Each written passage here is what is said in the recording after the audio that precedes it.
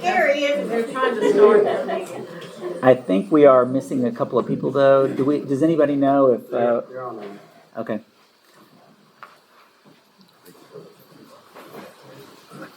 Yeah. So we are missing our recorder treasurer at the moment. I think she's on her way, so we'll wait a couple minutes to get started.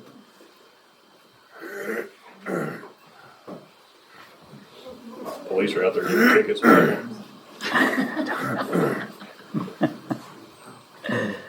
Get a stern looking at. Do we want to go ahead? Okay, perfect. John was dinner at good hard time. I'm not seeing to get the time today.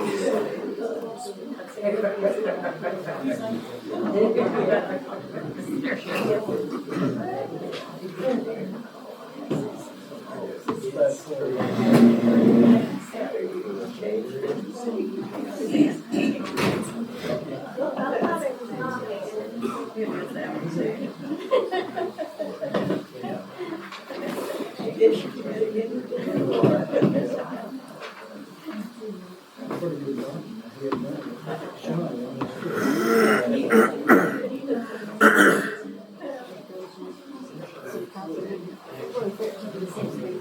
Sorry, guys. You all right? All right, I guess we'll go ahead and do our roll call. Bruce Wright, Present. John Valancourt, Present. Paula Anderson, Present.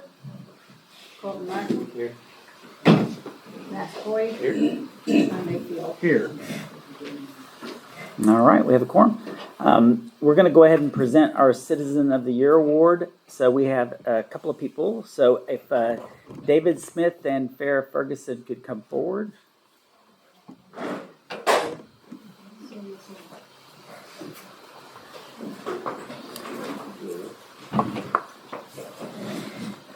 I guess.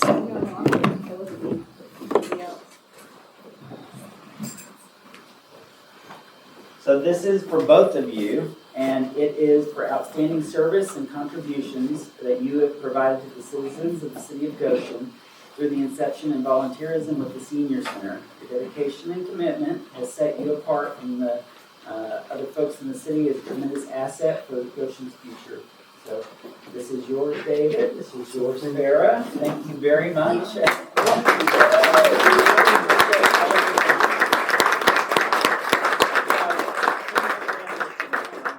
So for all of you guys that don't know, this whole side of the seating over here, I appreciate this, and they meet with them on Fridays at the Methodist Church, and they cook food, and they have fellowship, and they all are there together for the seniors. And so it's been a big improvement for the seniors to have a place to go on Fridays. So I really want to thank them for that. And we appreciate what you're doing. Thank you so very much.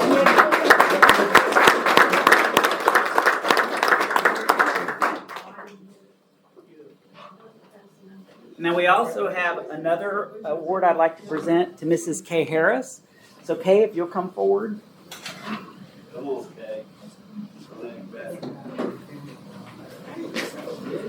So this is the Goshen of Arkansas would like to recognize Ms. Kay Harris and the members of the Goshen EHC for their contributions to the city in providing improved seating. So all these chairs you see, Kay and I went to her church and picked these up and brought them here.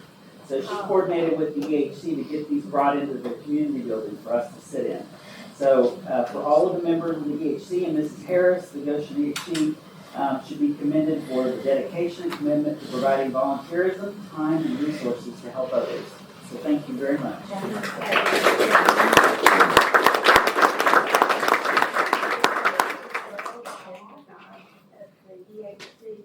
Helping me and inviting me and funding for this, that's where the money comes from. Thank you. Yes, thanks to all of the EHC because they did help with all of this. And thank you for coordinating. I appreciate it.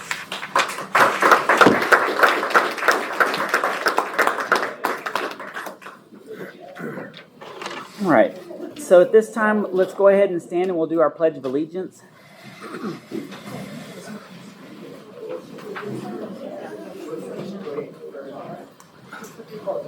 I pledge allegiance to the flag of the United States of America and to the republic for which it stands, one nation, under God, indivisible, with liberty and justice for all.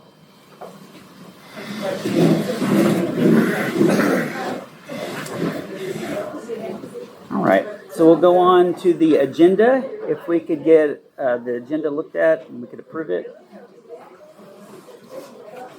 I would ask that y'all remove 9B, please, and we can add that next month. So we're going to remove 9B. Okay. And I wanted to add discussion of minutes. I don't know if you want Can you use the microphone? Thank you. I need to add discussion of old minutes. And under old business, as I guess B? it would probably go under Okay. that. Discussion of minutes.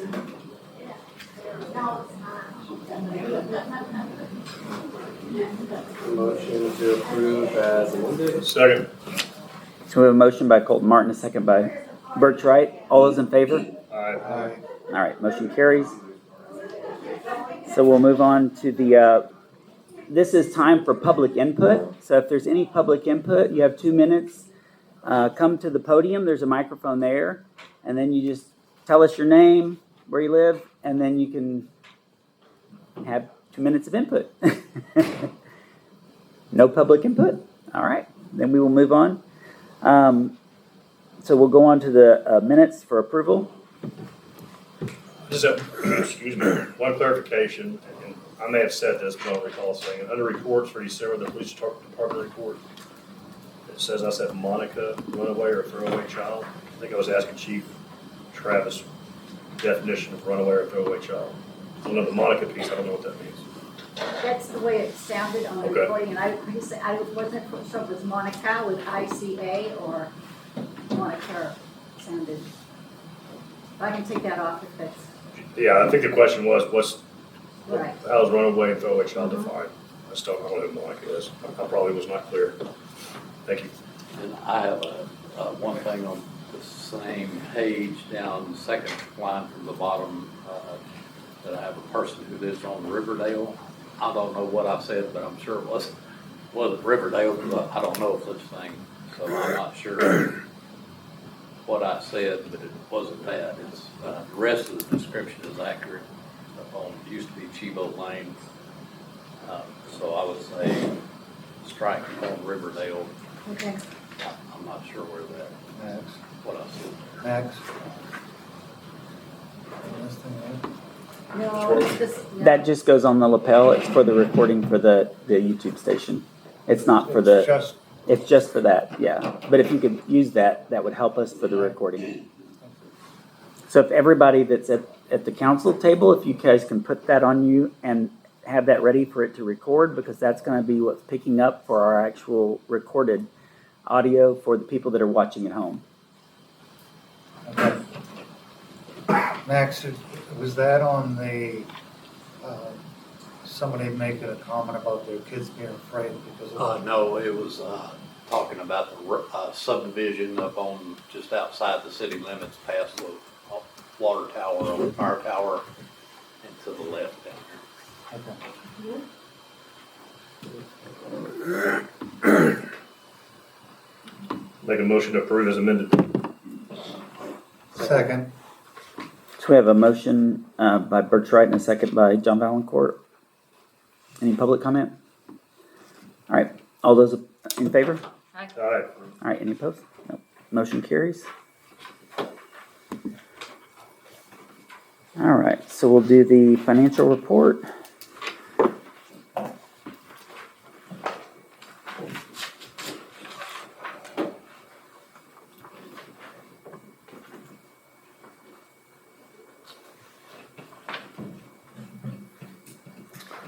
Sorry, I'm trying to pull it up from here.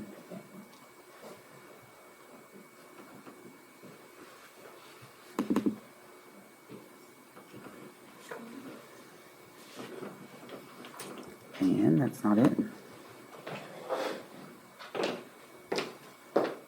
You have it? Okay. So as of January 31st, 2024, the general fund was $761,678.30. The street fund was $265,724.27. And the Act 988 fund was $3,313.33. Any questions? All right, we'll move on to the reports. Make a motion to approve. Okay. Second. So the motion by Paula Anderson and a second by John Valencourt. All those in favor? Aye. All right, motion carries. So move on to the police department report. All right, for the month of January, we had 151 calls for service. We had 31 total charges. We had 2 criminal charges, 1 PCS, 7 incident reports, 26 moving violations, and 45 warnings. Do you have any questions? Chief, just when we got you there, and I know it's later in the agenda, but since you're not feeling well, save me the walk. We're gonna get to talk about police vehicle striping and old city business. Do you have a preference? My preference would be the brighter version of what we have, and then we also put in an all gray version. Those are the two that the guys in me will prefer. Thank you.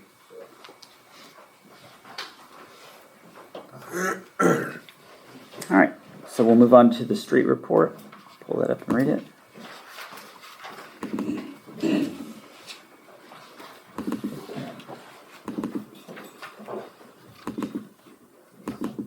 Can we clarify though which version What you're number? talking about there, Jason? Was it one of the options that we got in the packet? Yeah, there should have been 2 options from me that were, they were the striping that we have now, only there were 4 shades difference in the grays that we have now to make them brighter. So the brightest one was, I believe, version E. And then there was an all gray version as well. I think we only got 3, at least Yeah, we only emails, so got 3. maybe when we get there, we can clarify that.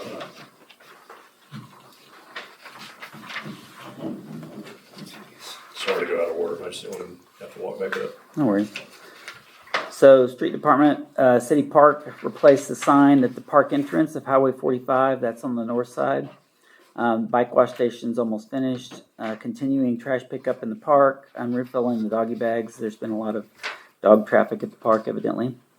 For roads, picking up the trash along city streets. 5 deer that's been hauled off in the city. So we are using the old pond back here that you'll see vultures going in and out of pretty often for those deer. And then we've been noting all the clogged culverts and working on getting those cleaned out. We're actually working on getting a concrete headwall built on one of the culverts that goes under Goshen Tuttle to divert water to keep it from going over again and down towards Anderson's. And then we have more ice slicers since we used quite a bit of the ice slicer for the last storm, during the ice storm. So we've got another batch that has come in, and we've got that in the building now. Currently working on getting winches mounted. Those got mounted, and those are in operation. So we have electronic winches that Chuck Jacobus donated, and so those got mounted so that when they go in to take the salt spreader off the truck, that you can use electric winches instead of an old chain and a hand winch. So, and then future projects, the culvert on Fire Tower at the entrance of the park, we're going to start working on that, and the culverts at Spring Park Lane. We're still in discussions on whether we're going to put that in or wait until we asphalt that. And then replacing the guardrail on Blue Springs, which we got a hold of the contractors, and they're planning on starting that in the next week or two. So the old guardrails are needing to be replaced. They've been in pretty bad. What's the update on what they're doing down to Anderson's? So the update at Anderson's from Curtis Construction, which is the company that is contracted through Crafton and Tull, is that when they got in there to dig it out, they are right against the Fayetteville City water line. So we had to stop, call Fayetteville. And then also there's a whole tube of all the fiber optic lines and stuff that come through for all of the digital transmission for all of the pumps and all of the computer stuff that's from there and then all the way up to City Hall.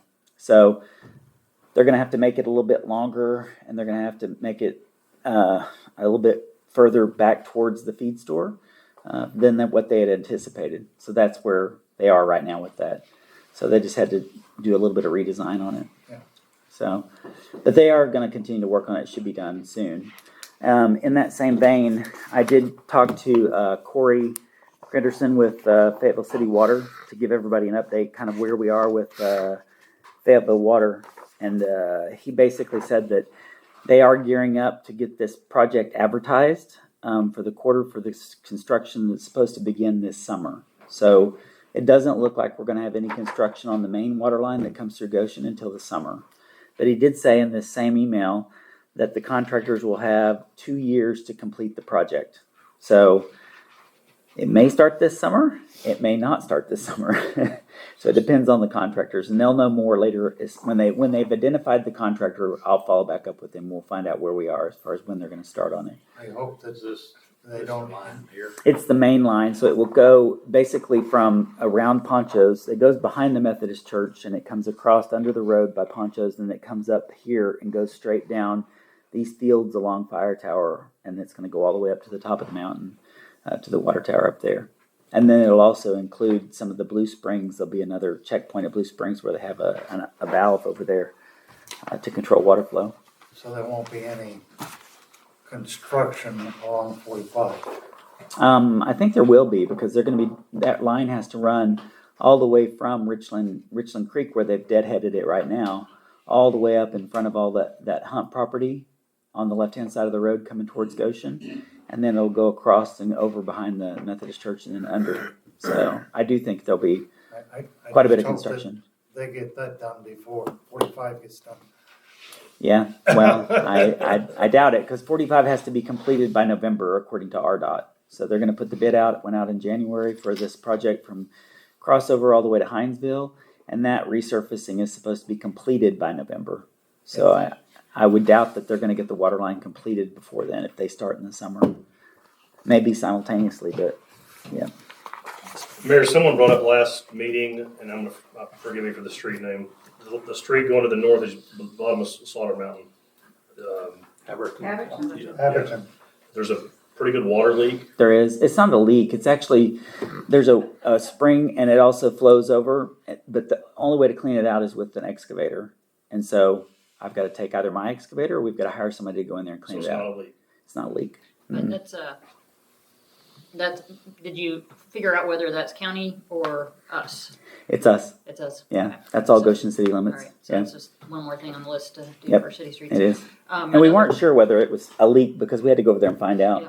So, And then Wyman, as you come off 45 and head on to Wyman, there's pretty good pothole area there that we've patched before that seems to be getting worse again. And then on Wyman also, we've got some pretty good tire traps that had developed right along the edge of the pavement that we may want to get addressed so that we don't lose the edge of the pavement. yeah. There's actually several of these areas around that Tomlinson, I'm probably going to get Tomlinson to give me a bid on all of it at one time, because it's too much for us to do. Absolutely. Because, the difficulty is we just have the cold patch, which you can heat and try to punch it in, but it doesn't work well. And so Tomlinson can actually get that done Just better. wanted to make sure it was on the list. Yeah, and we actually have several projects, and then I think it's later on the agenda, but we are interviewing for someone other than Dave that's going to be adding to the street department as well. So, all right. Any other questions about streets, bridges? Okay. All right, we'll move on to the Goshen Fire District report.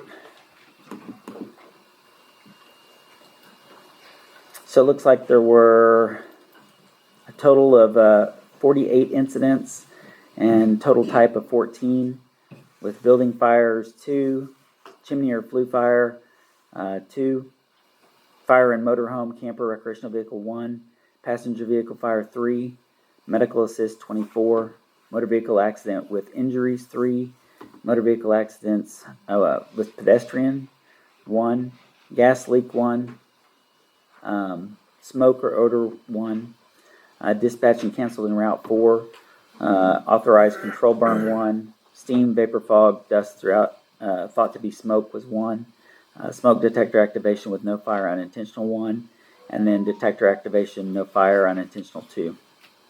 Any questions that I could answer? All right. Now we'll move on to the Planning Commission report.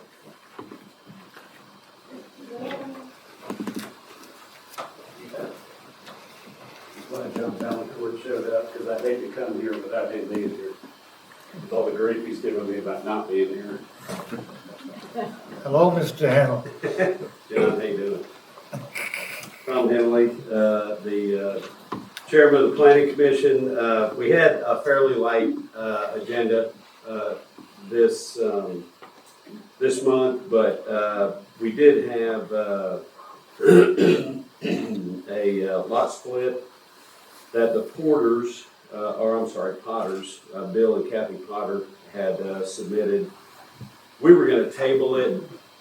You know, there's a kind of an assumption that we make when we see these things that come before us, that the reason they're coming before us is for development. Somebody wants to build a house, somebody wants to do that sort of thing, and that's not always the case.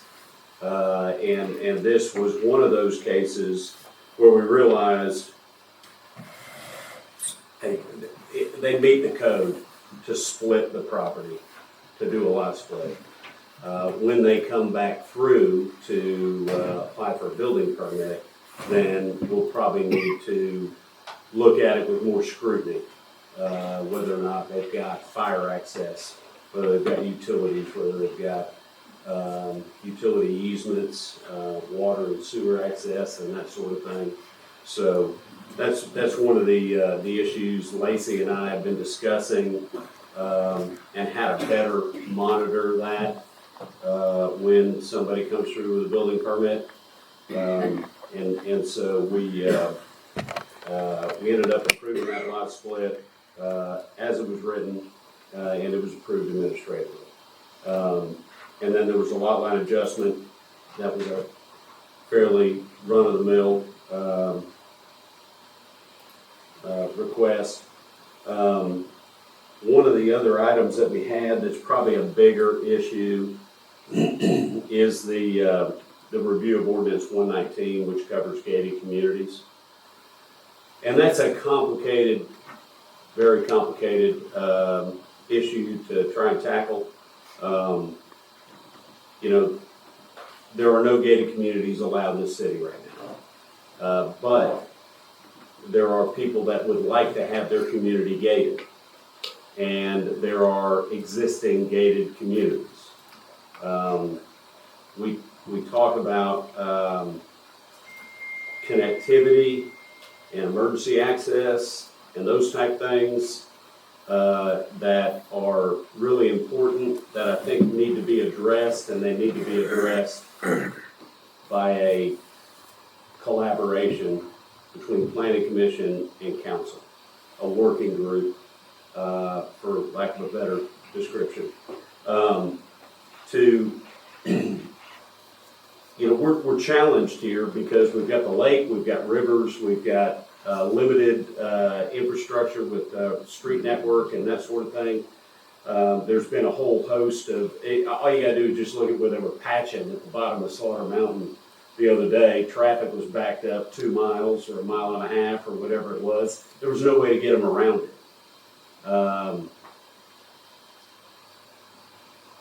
We all understand why people like living in gated communities. And we understand that that's something, one, that is going to continue to exist in the developments that currently are built, and that we'll have to address for people that live in communities that aren't gated, that may want them gated. And we just need to be able to have that conversation and apply some sort of standard to it. So that's why, as a commission, we're requesting kind of a working group between a select number of planning commissioners and a select number of council members to be able to kind of vet all these issues that can come up. Even if it's just the opportunity for the police to be able to use a Knox box and open a secondary gate so that you can route traffic around an accident on 45 or a paving activity that's going on, where you can kind of keep traffic moving and then shut it down and people have a secure gated community again. Those are the kind of issues that we're faced with. So that was the precipice for why we were trying to get this working group put together, because I think it's something that's just going to continue to plague us. People like having gated communities. Some towns allow them, some don't. But we need to be able to address that responsibly. The other thing that we discussed were the planning commission reports, such as this one. And I know that, Mayor, you put forth that everybody on planning commission, and I'm sure you guys, everybody gets paid for all these meetings, but still yet, there's a time commitment and a voluntary aspect from what, to what we do, both you guys and what the planning commission does.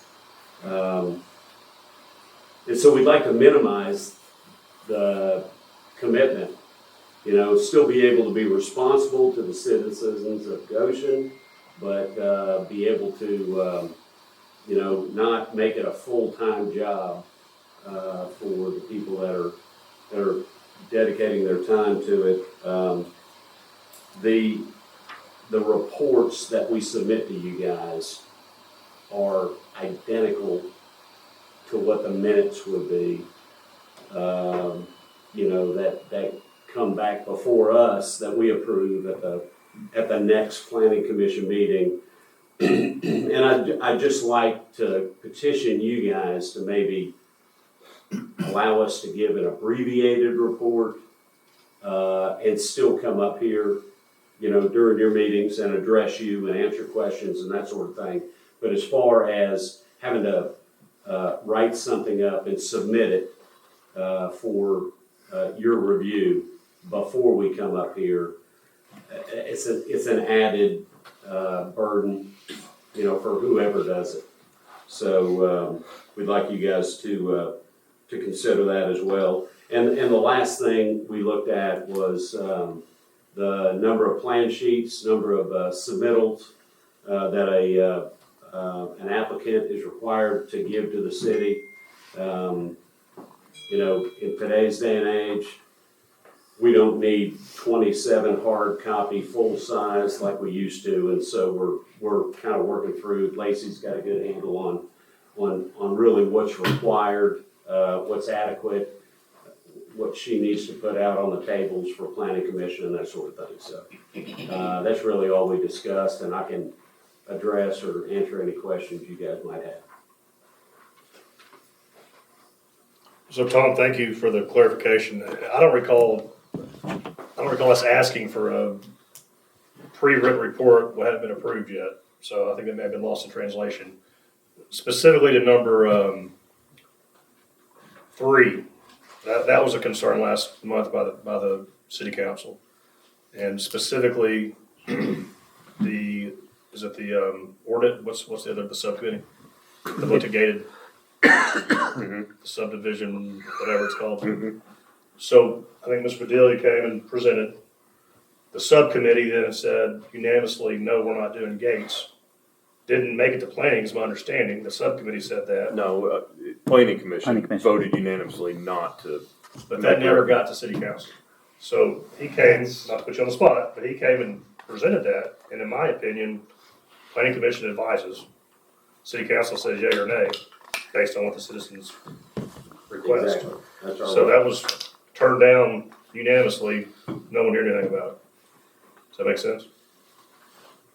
Say that again. I don't think I followed. Planning commission voted unanimously to disallow gates based on existing ordinance. That's right. That line item never made it to city council for us to have any input based on what citizens brought to us. Yeah, and that was really my point, in that we think that there needs to be some discussion. through a working group, collaboration between you guys and the planning commission to discuss how we handle that, right? There may be, there's new subdivisions or existing subdivisions that everybody that lives in that subdivision may show up at a meeting here saying, we want a gate on our subdivision. Mm-hmm. And how we address that, I think, needs to be discussed. And legally for FOIA, we have to schedule a meeting, have a working session, and then the public has to be able to attend. So it'd be a scheduled working session with the council and the planning commission. It doesn't have to be everybody, but it has to be, And what you're saying, has to be Tom, noticed. There's 3 or 4 from planning commission, 3 or 4 from the city council. We get together and knock some ideas out. There just needs to be some clarity because, everybody has their opinion on whether they should be allowed or not allowed. We understand that Fayetteville or that Goshen is not Fayetteville. People live out here for a reason. And part of that is they like having, living in Polo or the Vineyard or, Waterford or whatever. And they like having a gated community. But they're not afforded that once all those are filled up and sold out, built out. There's no other opportunity for that. Whether or not that's something that we should consider or try to accommodate, connectivity is a big issue. We've got one major spine that runs through this town on 45, and then we've got all these little ribs that come off in developments that are dead ends, and they're one way in, one way out. There's no way that we would have approved Waterford today. That's too many homes on one entrance, and so we just need to come together as a body and figure out how to address that going forward. That's all we're asking. Yeah, I think that solves it, but I think that's the point. The gate is an example. Yeah. I think when folks bring stuff to the council has no knowledge, that it was already voted against, we're not changing anything by a subcommittee. I don't think that's, it's kind of the reverse order. Yeah, we voted as a body to not change the ordinance. But we understand that ordinance creates some issues that need to be addressed. And that's all we're trying to do. Well, if you want to put a committee together, I'm willing to sit on it. Well, is it a committee or should we just? No, have it has to be members of the planning What I'm commission, just members saying. of the council. Yeah. You have to schedule a time to have a working session, and we have to notice the public that we're gonna have the meeting, I or understand. working I session, think probably City Hall just needs to poll everybody on this body and that correct? and find a date that works for most. I'd say let's And just they see get if we it can do scheduled. it on the 3rd or the 3rd Tuesday. That'll be up to you guys. I think what we probably will do is we'll have City Hall send out an email with a bunch of dates and Yeah. see who can reply with being able to attend on the dates that are submitted. Does that work for you guys? Lacey, do you remember whether we actually made a motion to recommend to the council that we create this committee, this subcommittee? Well, right? no, it's no creation of a subcommittee. It's not a It's the subcommittee. planning commission and the council having a working session. Is that something that we need to recommend to you guys? I think y'all did. You did, You yeah. did. Yeah. It's just we just have That's what I to thought. we just have to send out a notice to everybody and allow everybody to respond as to when's a good time for them to meet. We just have to, and then we have to put it out to the public that we're going to have that Right. meeting, and then it has to be, a recorded meeting. It's a working session, just like if we were going to have another meeting of the council or the planning commission. Would Brian, could you do me a favor and clarify why planning commission didn't bring it to council through what the code says? You talking about with, Why? Oh, why and the planning subdivision commission didn't regulations? Feel it was needed to bring to council because of what the code says. yeah, and I think we talked about it before, and that brought up some questions here, but the way the subdivision regulations are worded, nothing comes here unless they recommend a change. a change, and it was a Which they did recommendation for not. no change. Yeah. Yeah, I get it. I'm just saying, citizenry has asked for something and city council did not get to consider it. So I think a working session addresses that. Public can come, we can debate, and we'll go from there. Yep. Perfect. Sounds good. Okay. Any So other question? we will send out that basically a survey of when you guys can meet, and then we'll get that scheduled. We'll just wait for some direction from you guys. Thank you. Thank you. Thank you. Thanks, Tom. Thank you. All right, move on to the building inspection report, JD.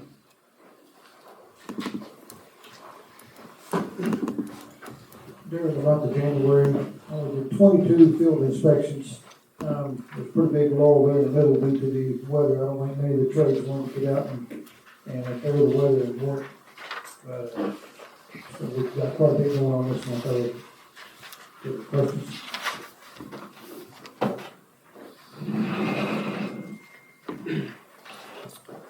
All right, thank you, JD. Thank you.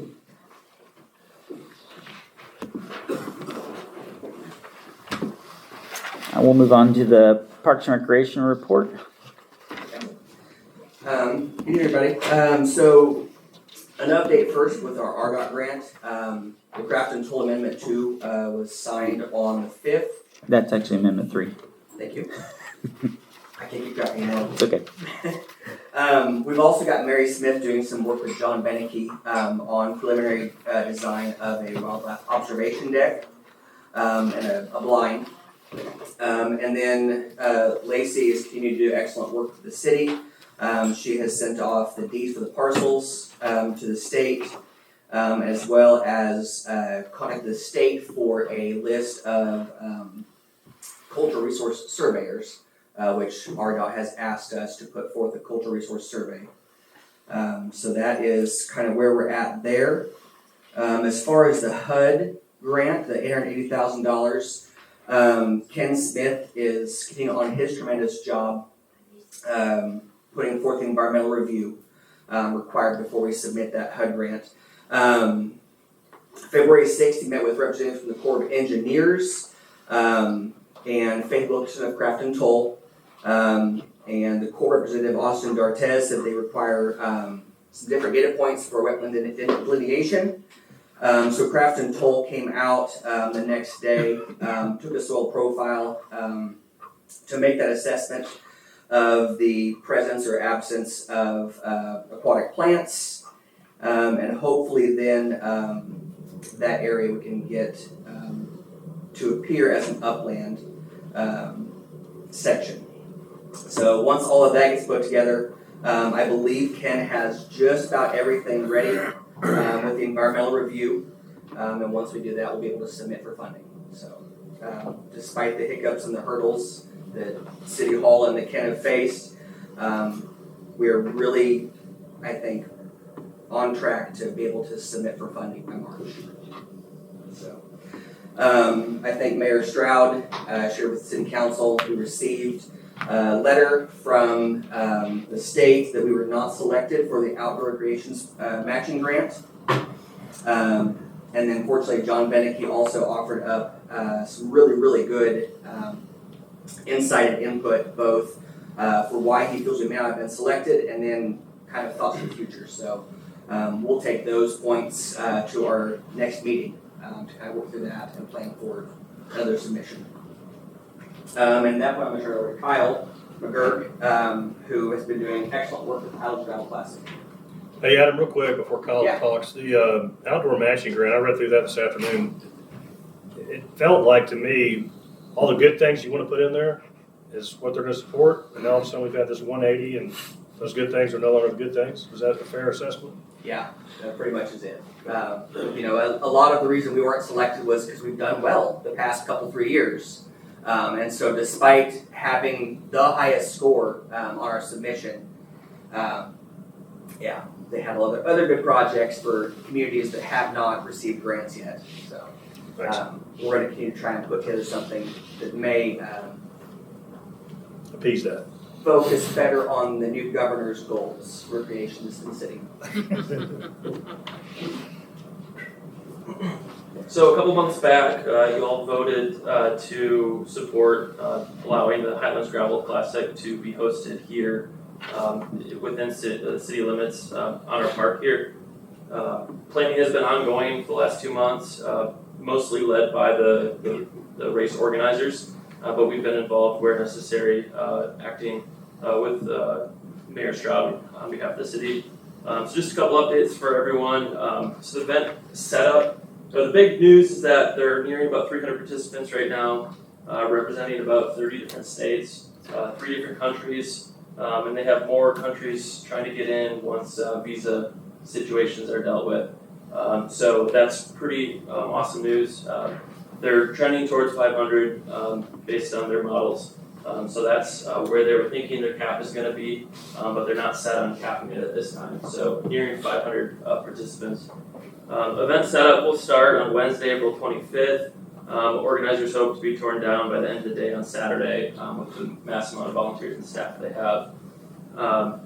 The City Parks Commission members will be leading the organization of a community meal for the post-race activities on Saturday. So that'll be a spaghetti-like dinner with vegetarian and non-vegetarian options. So that'll be hosted for all of the participants in the community are welcome to join for that as well. One of the big things we had a conversation with the organizers about is how to welcome all of these visitors into Goshen and kind of show what we're made of. So that's kind of one of the goals for that. Throughout the day, there'll be numerous volunteer opportunities for anyone who wants to be involved. Those range from helping us with the meal, all the way to driving an ATV, patrolling the course with water bottles, if you have the means and methods to do that. So anyone who's interested in volunteering, we may pass around a little sheet tonight, or you could reach out to myself, Danielle, or potentially Lacey as well, if you have the City Hall address. Kyle, Yes. what's the actual day of the event? Setup's on 24. It's Saturday, the 27th. Yes, it's the 27th. Yes. Saturday the 27th. Yeah, absolutely. What else? So there's a lot of questions from both members of the commission as well as the public regarding what to do about wet weather. We are working on a contingency plan for that. The biggest issue is parking. So we've identified some city roads that could be used for parking, and we're reaching out to those who own lots within the city to work on a plan for that. The best we can do is hope and pray for dry weather. And then this is the new update. So we're hosting with, you mind scrolling down? Sorry? Yeah, no, that's right. So we're hosting with the event organizers, the Highlands Gravel Classic, as well as Bike NWA, Pellet Forward, an event on March 9th. 9th. It is, on, March on, 9th. On March 9th. So that's going to be a free pre-race bike ride. It's called the Cinnamon Roll. There'll be multiple groups. But the biggest thing for Goshen is that we're hosting a used bike drive. So if anyone has rusty bikes in their garage, bike parts, wheels, anything related to cycling, they can bring them down and donate it to a 501c3 nonprofit, Pedal It Forward. And the benefit to that is that those bikes will get refurbished and recycled by professional mechanics that donate their time.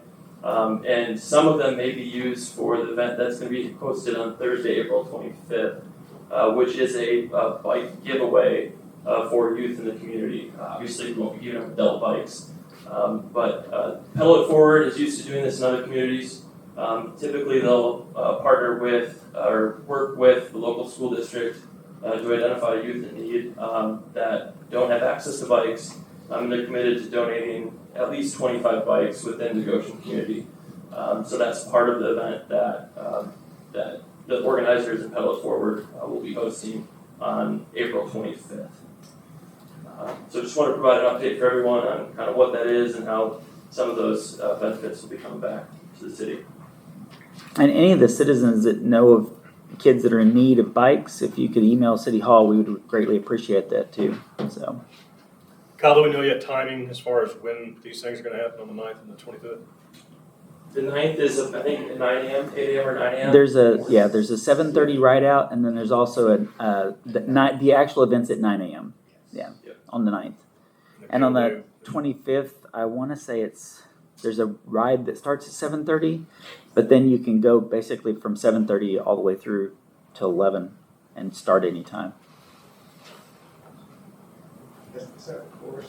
Is there a course that we can go on the website and look at, the bike course? Yeah, so the website is ozarkhighlandsclassic.com. Okay. You can view the course. It's like Ride with GPS or something. From city limit, or from here, it's gonna go down Fire Tower, downhill, and either to Ball Road or Ledford. I think they're still debating that.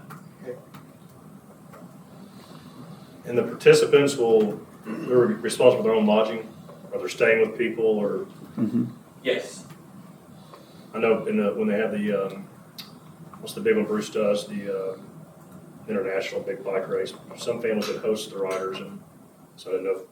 Oh, like the Centurion that he does? Joe Martin. Joe Martin.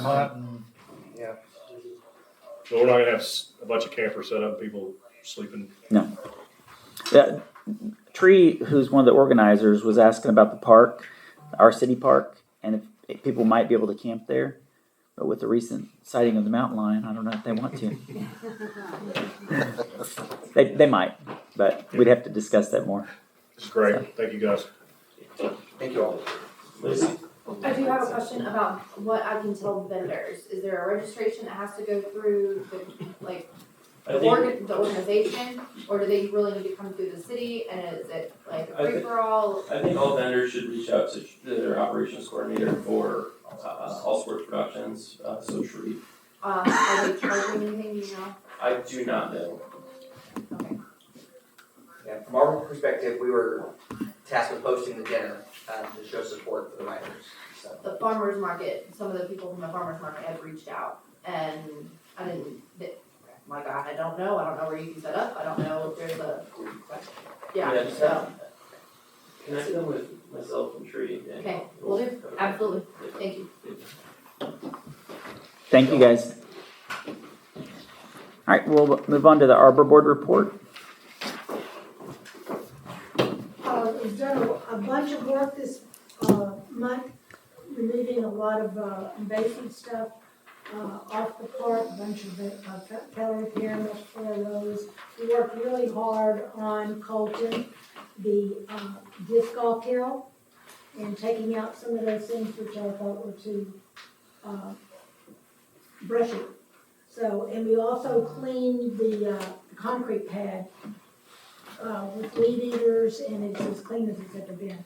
Other big news is Betty's worked really hard on getting a free tree Friday. A lot of trees donated by the Arkansas Forestry, and that will be April 12th at 11 a.m. We restocked the Story Tree Library. Sent another education panel to get printed about the North Basin Bluff, and these will be integrated and posted along the handicap accessible trail up the hill, so there'll be that. I've been working with John Beneke on designing the blind, and I'll kind of show you real quick what that's going to look like. And I met with Arkansas Game and Fish Commission. This basically will be 32 feet long. And if you think these are 8 foot square, they will be silhouettes. Adam, can I get you to help? Of course you can. But you asked for this. Yeah. If you think they will fit together like that, all of these are different things that are at the park. Now, if you're, in a couple of years, it may be me dragging my little grandkid up there because I'm in a wheelchair. Who knows where we'll all be in a year? This may be as far as they get to go because right now, concrete trail for a mile is $1 million, so we may not do that in a year or two. But anyway, these will all correspond, will be cut out of metal from the concrete. We're going to try to get that, and then we'll show them. And Farrah, this will be the same style as the kiosk that's in the parking lot, kind of a craftsman style. And it'll have barn wood attached to it for the trees and then the metal trees. And it'll have cutouts to see where we'll be doing wildlife habitat across the spring drain below the spring. We'll be coming up the trail, the chicken pad will be on the right, and this will be on your left. And then this will be some of the artwork and stuff in schools that are going to adopt the park. We have a couple of schools right now that have pledged to do that, and at different seasons they'll be showing different art. You can also post what's going on in terms of research at the park, because we have the entomology part of the University of Arkansas, the reptile guard, herpetology, and hopefully Paula may get out there for geology class. We'll have a place where kids can measure their wingspan. And you think, this is 8 feet wide, a bald eagle is 8 inches in wingspan, and we're working on that. But hopefully, and there will also be another panel that will be in color. So it'll be kind of like if you've got kids who read Where's Waldo. So they'll go over here, well, what is this? They'll go down here and they'll say, okay, this is a shagbark hickory. Well, why is a shagbark hickory important? Well, red bats leave their children where the bark comes off. And if you don't think bats are important, they eat mosquitoes. And these are woodland bats that we have. And if you don't think a pileated woodpecker is important, well, he carves out, I'm going to pull this one. He carves out that hole for the owl to live in, but guess who also lives there when the owl leaves? The gray fox that eats your rodents and different things. So everything in our park has connections, like this crawfish eats all the stuff out of the water, keeping the water clean enough for that little fish to live there. And so Beaver Water is going to help us a little bit on the signage. I've talked to woodworkers and metal workers, and I think it'll be a great art piece for the park. Other new, you can grab all that for now.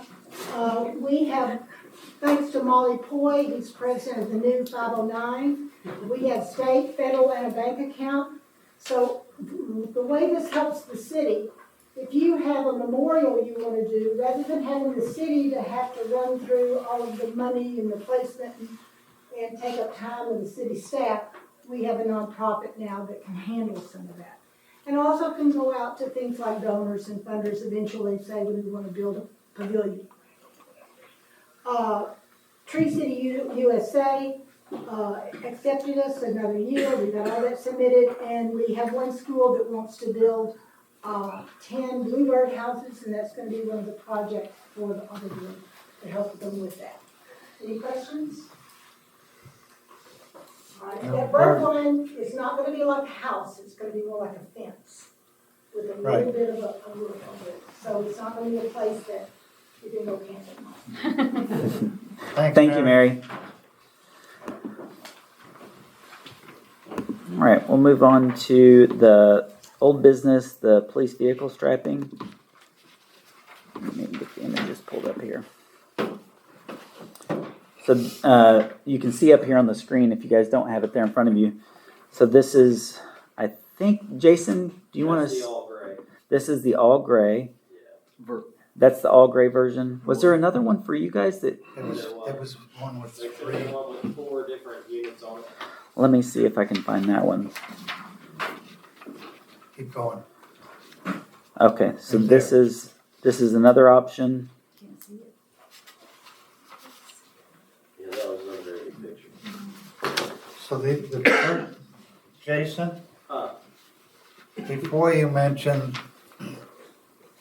that, can you go to the floor? With the very bottom? Yeah. This one? This is what you were talking about? Yeah, that's not, you can't see it very well in there. So that vehicle right there that he's showing now, that's one shade up from what we have right now. Right. If you go to the version 8, so that's the version 11, we have the version 12.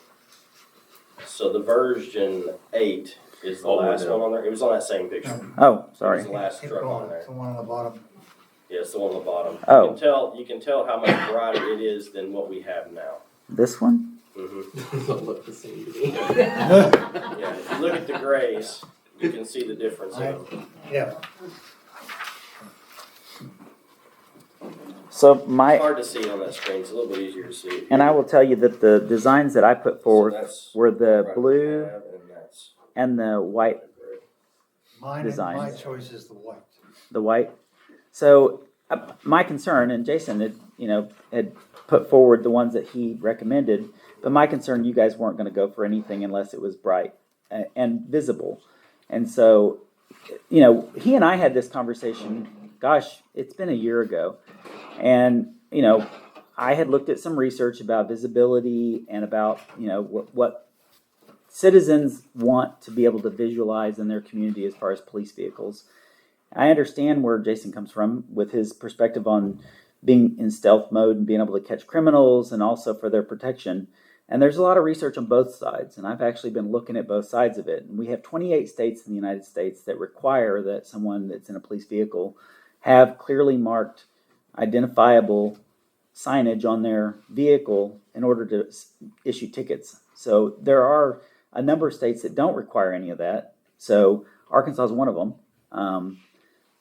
And really, it is community by community in states that don't have any kind of regulation as far as, mandating that you have signage that is clearly identifiable and visible. And I do have some research that shows that black and white is one of those that is actually preferable for citizens. This is my concern. My concern is we just striped all these vehicles and paid all this money that this council approved last year. So we had 2 vehicles that we striped last year. When Jason and I discussed it, he and I disagreed, but we also agreed that we would wait until we purchased new vehicles to start restriping the new vehicles because of the cost.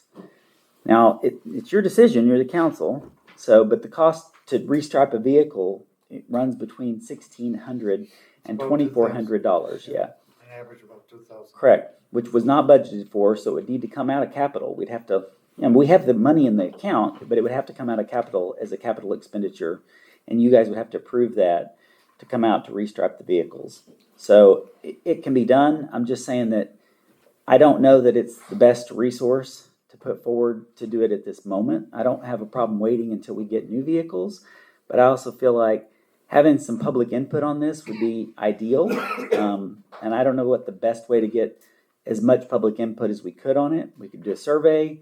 We can ask public here, what's their, preference as far as, more identifiable. We were planning on sending a survey out this year anyway, were we not? Correct, we are. So maybe we should put that on the survey that we're sending out this year. Table this until we get some feedback. Yeah. I would rather hear some feedback from the citizens. Well, I'd like to hear from people that are here if they have an opinion. I mean, y'all made the effort to come here. I'd like to know who exactly is complaining about that. I mean, it's not the police. Who up here doesn't like the striping? Because like the mayor just said, July 12th, 2022, you all voted, except Mr. Mayfield. Max, you were the mayor. You all voted to spend $9,000 to make them dark. Now you're flipping? No, I didn't vote for it. I'm pretty sure you did. No, I didn't. Bernadette, I got a couple of complaints, From unsolicited citizens. comments from people in the city. Yeah, but 2 people, No, I mean, you don't have to spend all that money. I will say I've had complaints, but Jason and I discussed it, and I also agreed that we would come up with something that was maybe not quite so bright, but at the same time would meet that requirement of being more visible. But we thought that we would wait till we purchased new vehicles because of the cost and do it at that time. Again, I do feel like it should be the public's. I mean, we are here to serve you guys. So if you guys like them the way they are, then we keep them the way they are, in my opinion. And if you want them more bright and visible, then we change it.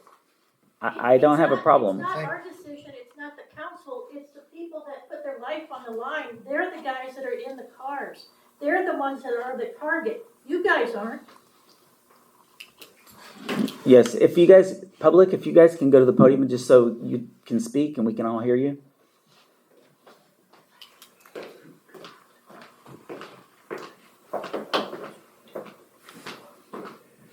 Jerry Jackson, citizen Goshen. I would like to see the police cars with a little bit more visibility. I think it serves both purposes for them to be able to protect themselves in the car, but I think it says to serve and protect, not to not be visible. So from my standpoint, I may come from a little bit unique situation, just by being African American. I kind of like to know where they are. If I get stopped, I don't want to be an unmarked car or a car I didn't see. I would like to know who they are and recognize upon just seeing them, not just because I'm going to try to outrun them or, attack them, but I would just like to know where they are. So a little bit more visibility, I would support. Thank you. I will say that when this first came up, as far as striping, okay, and the striping that they have on the vehicles now, and I saw the first one, and I asked Jason, I said, maybe you better hold off on the rest of them and let the council see, because I don't think what you have is good. I agree, but I'm one person. No, I'm just, let me finish. So, we came back to that council meeting, and there was some discussion, and I made the statement that I didn't feel that it was appropriate for the vehicles to be striped in the minute that they were striped. Okay, that it's almost like we're undercover, we're incognito, we're not being able to be seen so we can have the jump on them or whatever. And last meeting, after Max as well mentioned about the calls that he had, and I've had some, you say you've had some, okay? And at that meeting, we made a determination and we had a vote to restripe them. Okay, and that we were going to be getting some mock-ups like what we have here, and for time of expediency of time, etc., that you were going to send them to us via email so we could make an opinion on those. So I was looking for these like 2 weeks ago. My personal opinion is that I don't care what shade of gray out of those four, it does not fit the bill. Okay? And I don't think the blue and the yellow and everything else, I mean, we're not, an emergency. And if you look at every single city around, every one of them is this. White. Okay? And that's traditional. And at that meeting, we said, we know the cost is going to be about $2,000. Just do it. And we voted, and that's what was passed. So now we're backpedaling. No, we have to have a resolution for it to come out of I general understand, fund. but now we're backpedaling, okay? My understanding from the last meeting was that and Jason, correct me if I'm wrong, that you and your officers felt that you needed to go ahead and get the restriping done. Is that correct or incorrect there? We agreed that we would brighten them up, yes. I can tell you right now, I'm dead set against the black and white. And my reasoning for that is, I understand that there's a lot of cities that have black and whites, but a lot of cities, your backup's 3 seconds away because there's more than one of you on duty. There's not out here. You're lucky to have one person on duty and your backup may be 15 minutes away. And I don't know how many of you have driven down driveways when we go out in the county that you're passing a long driveway and those fence posts are different colors. There's a reason for that. Those are range markers for a rifle. So any chance that we have of blacking out and being able to drive through there where nobody sees us on those high calls is basically just saving our lives at some point, or giving us a better shot at it. And that's my opinion on that. I don't mind writing them up, but I'm dead set against the black and white. I think we have some other public input.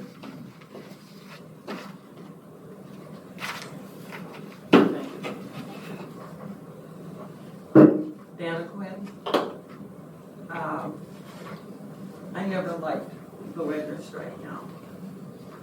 I don't particularly care for the black and white, but that first grouping that you showed with the gray, that's more visible. It's still subtle, and I don't mind that.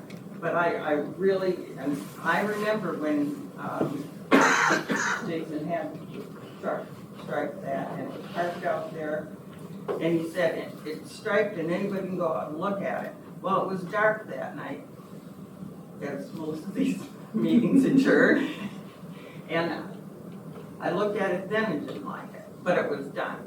Now, I don't care if you wait until you have new vehicles and stripe them all at the same time, but when you get to the striping, that would be my preference. Thank you. Thank you. I've been pulled over by the Goshen police. Congratulations. You didn't see him sitting there, did you? It was for a missing taillight, and I appreciate that they pulled me over. But I do have just mortal fear. I'm with Jerry, you know, I mean, we don't want to scare people to death, and when you get pulled over, you want to know it's the police. I'm also opposed to spending a lot of money that we may not have to spend right now, and maybe we could add a press on something to it until that point. You know, Rapology can make those that stick on magnetically. I don't know. But I want to support the police, and I think you pulled me over, and I thank you, sir, for your kindness and the way you did. Thank you, Mary. Any other public comment? Can I make one more? Can I make a suggestion? Uh-huh. Can we just have some maybe vehicles that they use for those more dangerous calls? I mean, maybe we can have some of both. They all have the same. Okay, I just asking. That's not just. They all have the same visibility because they're on different shifts. Okay. You want to make a comment? Oh, yeah, as long as there ain't no problem with all these vehicles, what I'm just paying pink, and that way you know what goes. That's the way to do it. They won't be no worried about it then, you know. I don't know that they want pink, but. Is there a way, though, to create the shadowing along the police with a different color that might help differentiate that? Like gray and white? That's what we have now. There's a gray shadowing on our police right now, and that's the ones that we were showing. It's brightening that gray shadow up to a brighter scene so that it can be seen better. Do you have to replace the whole piece or just the shadow? No, you have to replace all of it. The whole panel. Yeah. I mean, you know. And we're not opposed to this all gray. I mean, the all gray would be brighter than what we have now, and it'd be brighter than the black and gray. Is that this one, Jason? That's this one. That gray right there, yeah. I mean, I'll be honest, my concern is we spend more money and it's still not identifiable. I mean, that's my concern. Yeah. And then I still get complaints from people in the public saying that they can't tell our police vehicles are police vehicles. So, I don't want to disagree with Jason because I really do appreciate Jason and all the police officers and what they do.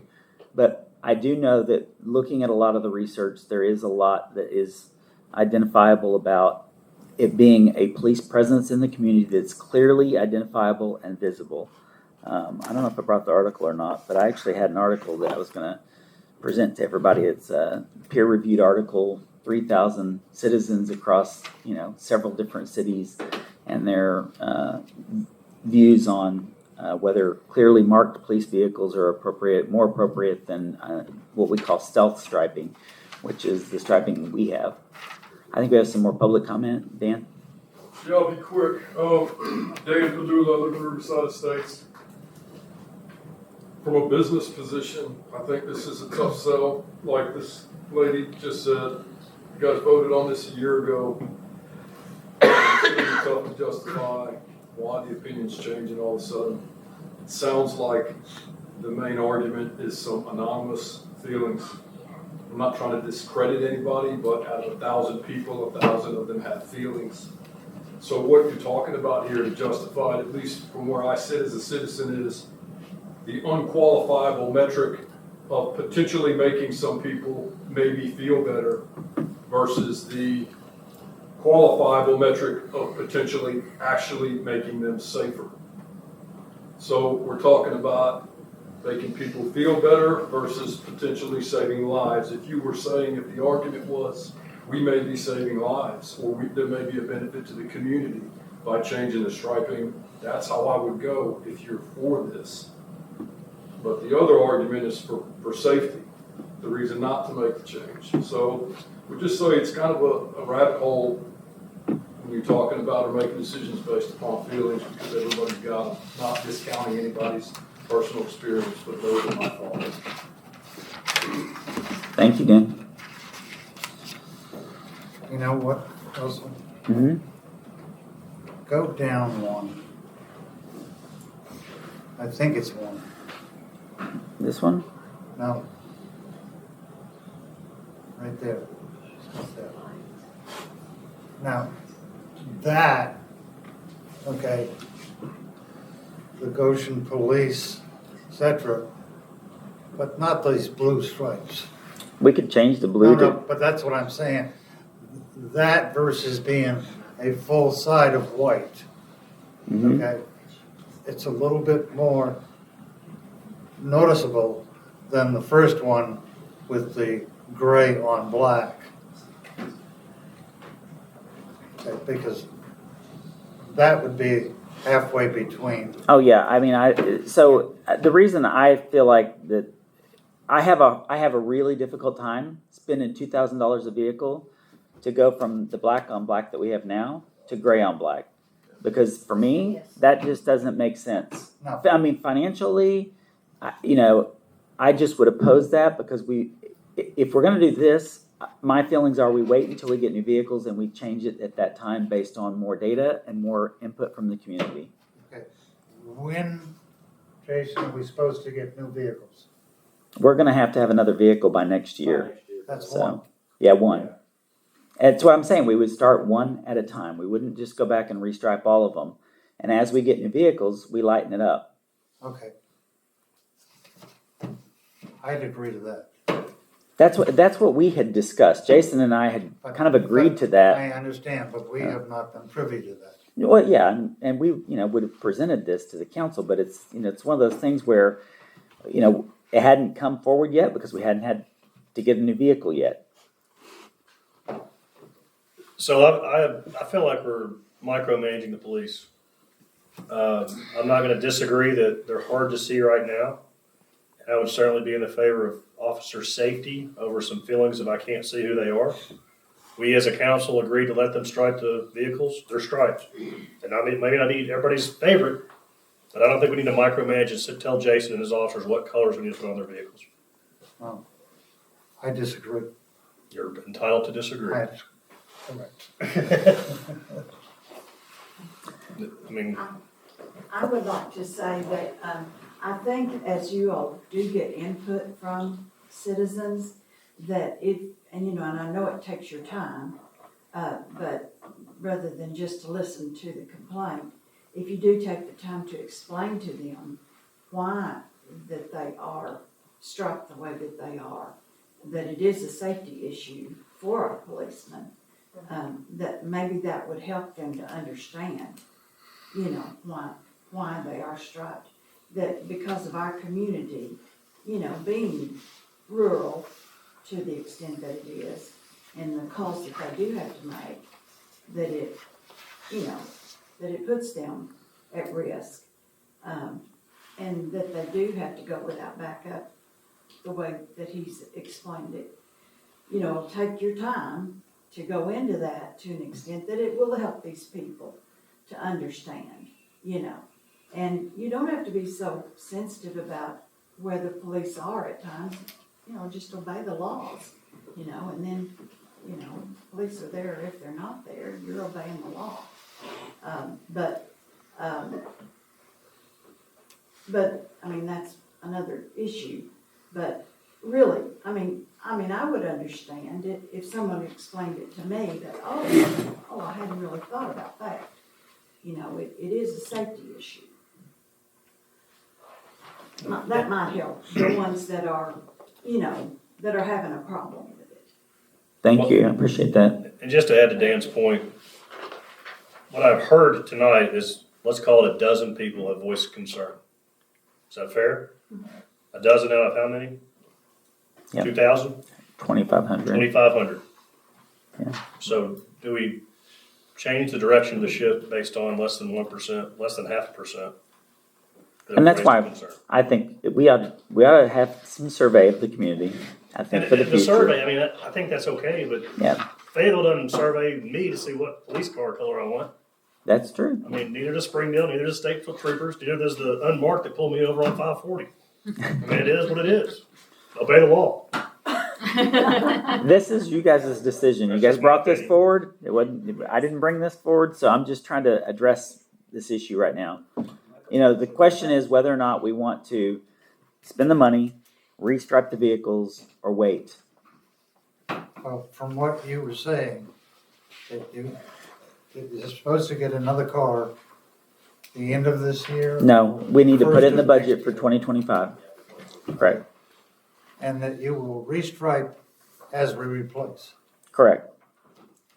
And I said that I would. And we will come up with a striping pattern and bring it to the council and get you guys' approval before we ever do anything. That's what I'm saying. Yes. I'm fine with that. I'll go along with it. Okay. Is that okay with everybody? Sounds reasonable. Yes? Agreed. Okay. All right. Do we want to make a motion? Since there was a motion to restripe them? I'll make a motion that we table the restriping until the purchase of our next vehicle. And at that time, we will stripe them as we replace. And we will get something out to the public so that they can chime in.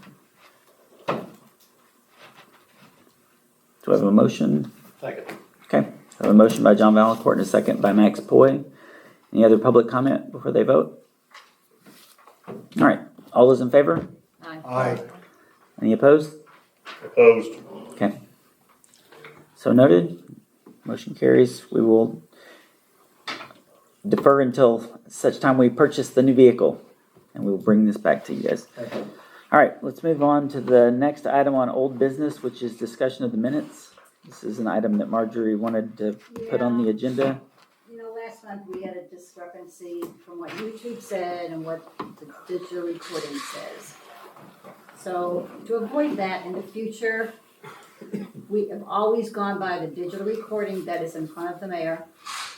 We take that digital recording, we put it on a thumb drive, and that's what's put in the safe, and that's what's given to anybody that FOIA's it. So I'd like some opinions as are we gonna continue to do it that way, or are we gonna go back and forth and rely on YouTube and the digital minutes? How does the council feel about that? I would just like to voice that most minutes are not a transcription of the actual. I'm just making a statement. Most minutes are not a transcription of the actual meeting. Most minutes are a summation of each aspect of the meeting. Yes, but when you ask me to put something in there that's not in there, that's what I'm getting at. I don't know what you're talking about. Asking you to put something in there that's not in there. I don't want to get into it all. I just want to go by the minutes that are on the digital recorder and not based on YouTube that is all garbled. We have always, like I said to You the guys can county. discuss this. I don't have an opinion here. Well, I'm not asking you, I'm asking the council how they feel about which minutes they want to approve. You weren't here, Sean, so you're probably not. Just for clarity though, Marjorie, I think we're talking about two different issues. One is the minutes that you prepare. Correct. The other is the requirement that a recording be maintained by the city That is- of the meetings, Are those minutes right there? which would be the recording. Yes. The recording is separate from the minutes. We're required to keep a recording. Those aren't the minutes. Basically, they are. No, it's not. The recording is a recording of the meeting required by the legislative audit and the state statute. And the minutes are separate from that. Those are supposed to be a summation of the All I'm meeting. asking is, are we going to do the summation from there or YouTube? That's pretty much what I'm asking. I would say the digital. That's. Digital is, in my opinion, we've always used digital. And to me, that's the official recording, because that's what you also give out if somebody FOIAs. Okay? So, I think YouTube is the fluff. Well, look, YouTube can be used, that's perfectly fine. But you can't go by what's garbled on YouTube, that was, you couldn't understand it last time. I mean, the recording is, Clear. in my opinion, the official meeting. I would think you would have to use the clearest recording, Thank you. obviously, Yes. to build your. Yes, that's what I'm build your getting at. minutes. Obviously, we're trying to use some different tools, like, I'm not Well, sure we're now if this. being would- YouTubed, and so there was a Correct. discrepancy between YouTube last time and the digital recording that apparently did not pick up what YouTube did. So I'm in a hard place. Do I go by what's on YouTube, or do I would go what's on the recording? We've always used this recording, transfer it to a thumb drive, and that's what gets FOIA'd. So that's all I'm asking. But they can FOIA both. Well, the city is required to maintain a recording. It can be an audio-only recording, or it can be a video with audio recording, Correct. i.e. YouTube. But the statute requires the city to maintain a recording, period. She's asking which one do we maintain? Yes. That's the No, question. No, I'm asking which ones you want to approve. What's on there or what's on YouTube? Well, but that's where the distinction is, Marjorie. Your meeting minutes that you prepare, the council's gonna approve those. If there's a discrepancy on the audio, somebody in the public that wants to determine that would FOIA Correct. this Correct. to get that. But Correct. the only thing that the council needs to determine is, what is the official recording mechanism that you all are gonna go by, that the city will maintain as required by the statute? Correct. So you all figure that out. I would suggest that one. I would agree with the digital recording in front of the mayor. It's my opinion. Agreed. Then somebody vote and y'all make Make it a known that that's what you wanna do. Motion that for our recordings of our meetings that are Official. official recordings of the meetings that are provided in the case of FOIA, that we utilize the digital recorder that is seated in front of the mayor. Second. So I have a motion by Paula Anderson and a second by John Valencourt. Any public comment before we vote? All right, all those in favor? Aye. Any opposed? All right, motion carries. All right, so we will move on to our new city business. Item A is the finalization of the 2023 budget. I think you guys have had a chance to look at this. So we actually came in $164,000 under budget. We projected that we would be $100,000 under budget, and that was because we neglected to carry over the $63,000. There was a placeholder for the grant on the RDOT grant for the matching amount, and that's kind of a good thing, because what we found out is that all of the engineering fees that are associated with RDOT were not budgeted for. So we will need to amend the budget to include all of those engineering fees. And this was a confusion partly because of changes in RDOT's mechanism of allowing for engineering fees in 2023. But because our award was from 2022, ours are not allowed. And so we didn't budget for that because we thought they would be included in the actual amount of the grant, the $315,000. I called Minwa at the state and she said, no, actually, because your grant was awarded in 2022, you can't include those. So it's a liability against the year it was executed? Yes. So we're gonna, well, and we've paid roughly $23,000 already to Crafton and Toll out of the $88,750 that's been allotted for their engineering fees. So this will actually almost exactly cover. We can include some of the engineering fees in the HUD grant, which is also part of that from Crafton and Toll. About $20,000 we'll probably be able to use out of the HUD grant. So, but I would like to carry this 64 forward as a reserve fund for the engineering fees, and we'll amend the budget and we'll go ahead and add that at that time if that's okay with everybody on the council. I had a question on the, I don't know if you'll be able to answer or not, but on the central EMS, we budgeted 29,000, but only spent 21,000. Is Correct. there a bill that just didn't get paid last year that should have been paid? So No, that was an adjustment that was made. Birch and I both can tell you a little bit more about that. Because it's significantly less. So I was just, Yes. again, just clarifying. So, do you want to talk about it? Well, just quickly, the Central is funded based on per capita of each municipality that's part of the Central Interlocal Agreement.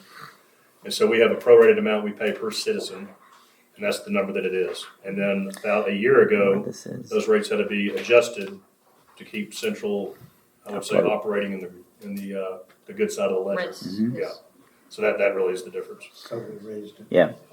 Yeah, I remember that. Yep. Is that correct, Mayor? Mm-hmm. That is correct. Does that help? Yeah, I just, want to see if there was, money that we could bring forward from that as well, or what have you, but. Yeah. So we were essentially right at where we thought we were going to be, and I'm happy that we neglected to, allocate for the amount that was a placeholder for that grant because we didn't use it last year. That does cover our, engineering fees, and I think that puts us in a really good position this year moving forward. The only other thing I kind of had as just a general comment for us for future note is that, we knew that we had the funds to cover the extra expenditures whenever we amended budget last year. But we knew we had the funds because we were seeing the extra funds coming in. But on our budget, we did not put in those extra funds, adjust basically our income up that we knew was there already as we were budgeting. So on our 2023 budget, it makes it look like we have that we budget in the red whenever at the time, we knew that we were not in the red. Does that make sense? So, I would just say that if we adjust the budget in the future, that we need to make sure that, if we're adjusting the budget because we see we have the funds available, that we make sure that we put those available funds actually into the income and adjust the income as well whenever we're adjusting. So we did do that in 2023. What we did was we carried, and that was part of the difference between the way the budget had been done previously and how we did it, because we saw that there was $349,000 of unspent funds from 2022. Right. So we pulled those forward, but we had a lot of things that were allocations that were carried forward that were not paid, but that were allocated in 2022. And out of all those allocations, there was actually only $24,000 available from the $349,000 that wasn't already allocated. So all those accruals had to be accounted for. And so when you look at the amended 2023 budget we presented and you guys approved, all of those are listed. And so that's how we accounted for those in 2023 once the budget was amended. No, but what I'm saying is our bottom line at the very bottom that we're showing our revenue less expenditures is 34,000 in the red. What I'm saying is that, again. Oh, yes. That we should have basically put in that we were earning more income than we thought, whenever we were adjusting our cost. But Jerry, keep me honest, you can't accrue it until you realize it. That's correct. Right, but so I don't think you can claim it until you actually get the dollars. The things though that we could have claimed were like our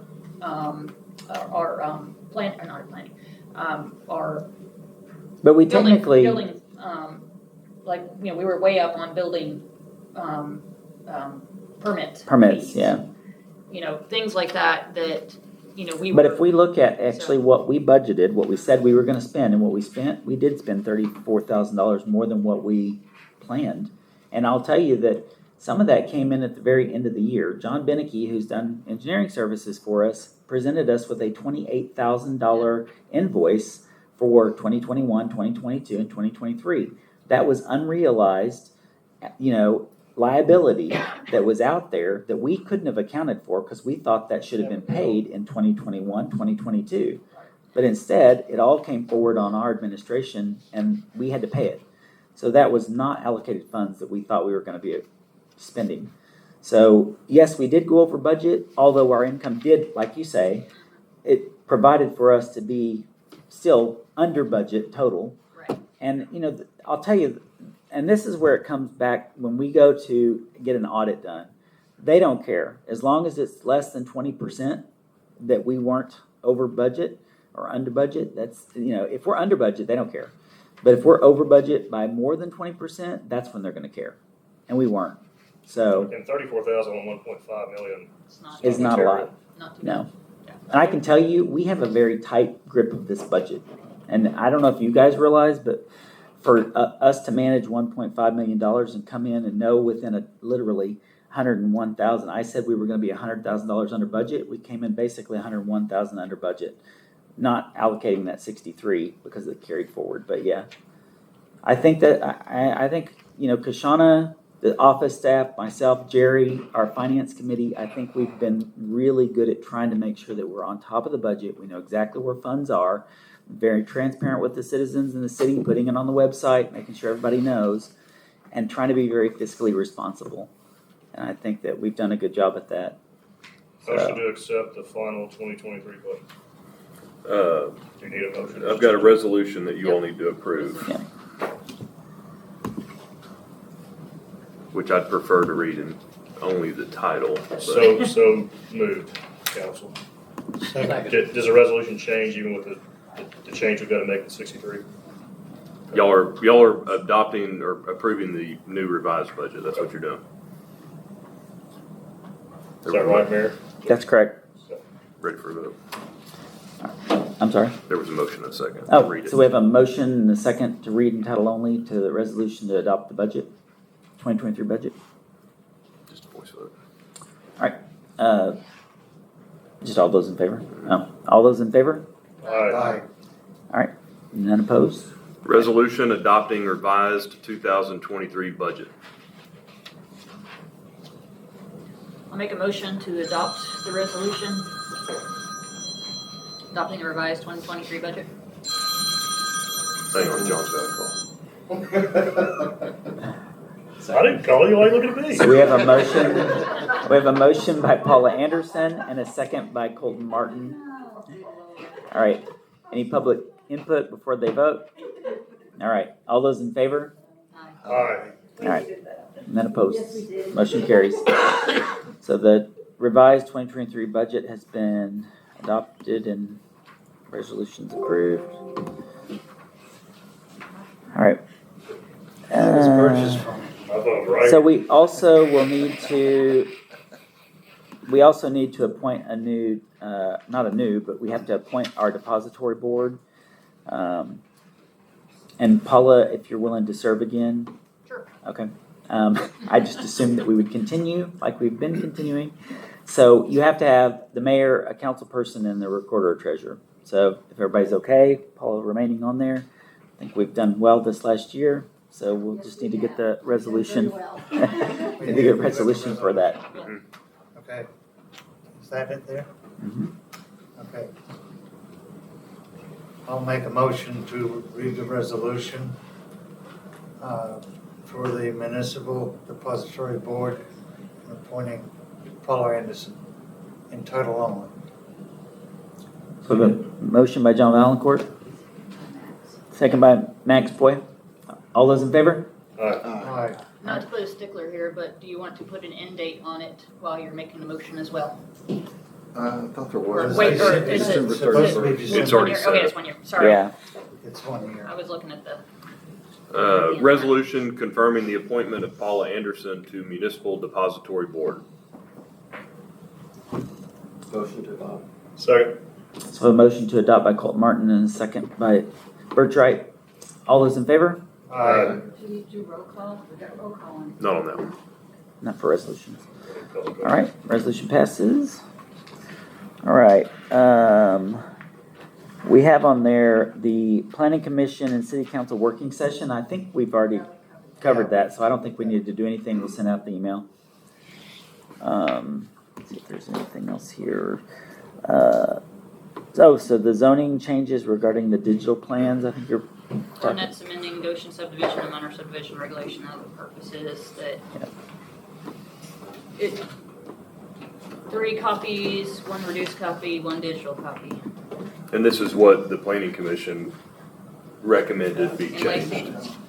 is that what, as far as what's needed for the planning commission, the numbers there, the 8 by 24, 1 reduced copy, 11 by 17, 1 digital copy, or excuse me, 3 copies of 18 by 24, 1 reduced copy of 11 by 17, and 1 digital for original surveys. Correct, that's what the change is, yes. Okay.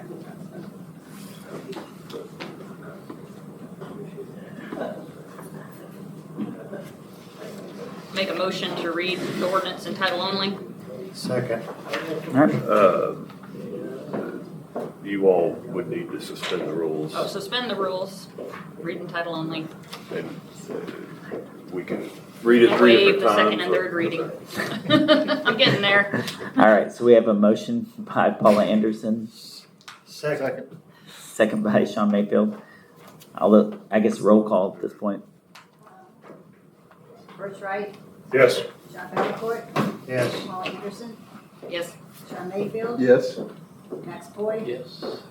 Colton Martin, An ordinance amending City of Goshen subdivision and minor subdivision regulations and for other purposes. I'll make a motion to pass the ordinance. Second. I have a motion by Paula Anderson, a second by John Valencourt to pass the ordinance. Roll call vote. Public input. Public input. Public input. Hearing none? Bruce Wright, Yes. John Valencourt, Yes. Paul Anderson. Yes. Sean Mayfield, Yes. Max Boyd, Yes. Colton Martin. Yes. All right. So adopted. All right. And then the next item on the agenda is the infrastructure and facilities management position. So we posted this. It was on Indeed for a month. We had about 50 applicants. Holy moly. We had a ton. A lot of them we had to rule out. They didn't have any experience that would be qualifying for us to even interview. And their address was in a tent behind City Hall. I don't know. A lot of people. I'm amazed at the resumes that I have seen. I've kind of tasked Kashana and Dave to really go through those. Kashana has interviewed several people on the phone. We did have people come in for in-person interviews. We were close to offering a job, and that person has declined as another position has become available for them. So we are in the process of likely hiring one of the 3 that we have interviews set up with. So they would be, I think the 3, any of them would be good fits for the city. So. It's full-time, part-time? Full-time. Full-time. Yeah, it's the full-time position. I think that's 18 to 20 is the range, but full-time benefits and 40 hours a week. Yep. So, any other questions about that? No? Okay. I'm hopeful that we get them hired quickly and we can get them to working on projects that are needed. So I know that it will help Dave to have another person to help with some of this stuff. All right. At this point, any reports from you guys or? Yeah, I have a question. I have 2 questions. Okay. There's still been no clarity made to the council that I'm aware of as to the stipend and when that is paid. So the stipend will be paid quarterly. So you'll get your first pay in April. So it'll be a quarterly pay. That's how we're going to set it up. Okay, so we just weren't, we never mentioned it. I don't think we ever decided. We never but, talked about it. Yeah. I think that we decided at City Hall because it makes sense for us for accounting purposes. And Jerry weighed in on this and the finance committee because of the way that you can maybe explain better as far as when we do our reports and taxes. No, And, that's fine. It just, nobody has been told how that is gonna happen. yeah. And I think that's why Kashana's been sending out like direct deposit forms for you guys to fill out. And if you prefer not to do direct deposit, you can request a check in person and we'll get a live check for you. And she also will be sending you guys a confirmation to verify your addresses and social security numbers. Yeah. At the end of your reporting, so you have to get those back to her also. Okay, because we've got all three. A W-9. Huh? It'll be a W-9 that you'll need to fill out. So there'll be a W-9 to fill out. So I guess there's a particular form for the way that it's being paid. It won't show up as non-employee compensation, just show up as miscellaneous income. Miscellaneous income. And so is it gonna be, I guess my question is it gonna be taxed or is that something we're gonna have to, It will pay be, tax? it'll just be taxed miscellaneous income Okay. on your tax return, but All right. it will not be subject to self-employment, it'll just be miscellaneous income, sort of like a director's fee or something like that. Yeah, okay. Any other questions about it? Okay, the other question. So, Jerry, can you talk about this at the podium with the mic so that they all understand? What's the question again? The question is exactly how it is going to be showing up as far as income and taxes. It will be, since it's a stipend, it will not be considered self-employment, so it won't be subject to Social Security or Medicare taxes. It would just be on the 1099, it's miscellaneous income. Mike's not working. It's green. Just put it closer to your mouth. Okay, sorry, is that better? That's better. It will just be miscellaneous income on a 1099, not subject to self-employment taxes. It'll just be put on line 21 of your tax return. It's just miscellaneous. If you do have some expenses, you can show it as a line item right below it to deduct that directly against it, just net it out. But we just need a W-9, just verifying your address, social security number. If not, we do have to do backup withholdings on you if you don't give us that information. So fill out the forms you get. Yeah, fill out the forms, and that's 20% withholdings on that. So. Yep. And so quarterly, you get a check from us based on how many meetings you're at. So it gets paid as attendance to the It'll meeting. get paid quarterly. It'll be in April, so it'll be after the end of the quarter. Any other questions about that? Yeah, the suggestions I'm willing to, we just felt that doing it every month was a little cumbersome, and so quarterly worked out better. That's fine, I just, Yep, that's people have asked. Okay. Some of the others too, on the planning commission and on the parks commission.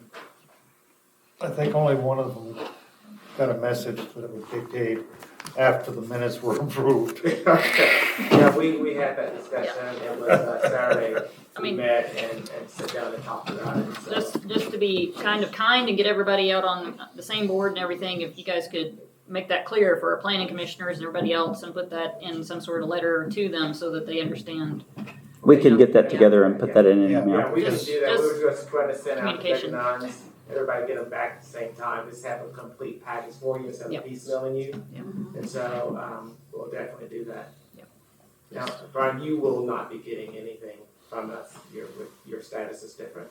Right. So. Always has been. In a good way. Don't forget it. Anything else?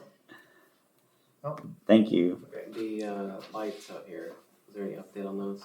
I have not had an update from Ozarks Electric on those yet. Dave did call about them, and there was a lack of. They don't provide the shields for those lights. Those are something that we would have to purchase and then add on to that. Could we do that? Yeah, we just have to find the shields that fit on there because it's not easy to find the right shields for those. So we can work on trying to get them. And I know Dave has been working on that, but I just don't know any update as far as if he's been able to find it. Thank you. Just to clarify, the UTV, I know we've purchased it. The what? The all-terrain vehicle, side by side. Oh yeah, the ATV. Were we supposed to get bids on that? Because it was, No, we don't have to. Don't have to. No, I called Municipal League before I bought it to make sure. Just want to make sure because Yeah. You shopped around. And I yeah, I know you shopped around, but I just didn't want to.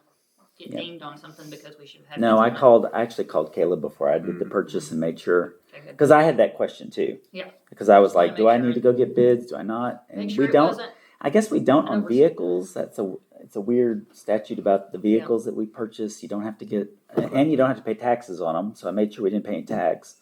So, but you do have to submit a letter to say that you don't have to pay tax. So anyway, I took care of all that. But yes, good question. Yes, want to check. Yep. Before we got in trouble. We're still within all of our legal, requirements. I wanted to just address the concern that the council had at the last meeting about my decision to cancel a meeting without enough council that had weighed in. I printed out all the emails for anybody that wants to review them, and you can see clearly that there were 3 council persons and myself that were in agreement to cancel the meeting before I sent the notice out. I requested that Marjorie put that notice out, and it was not posted by Marjorie, even though I'd requested it. We did put it on our Facebook. She did put it out later that day that it was canceled. But all of those are here. You're welcome to look through it. I've highlighted the times and when I got the responses from everybody. So if there's any question, please feel free to go through it. We don't need to go back and rehash something that we've all. That was a request from, I think, Councilman Martin for me to bring those forward, so I did. So I don't think it was my request. I think you offered to bring those. they're here if you need to review them. So We know what happened. We were all there. okay. Yeah.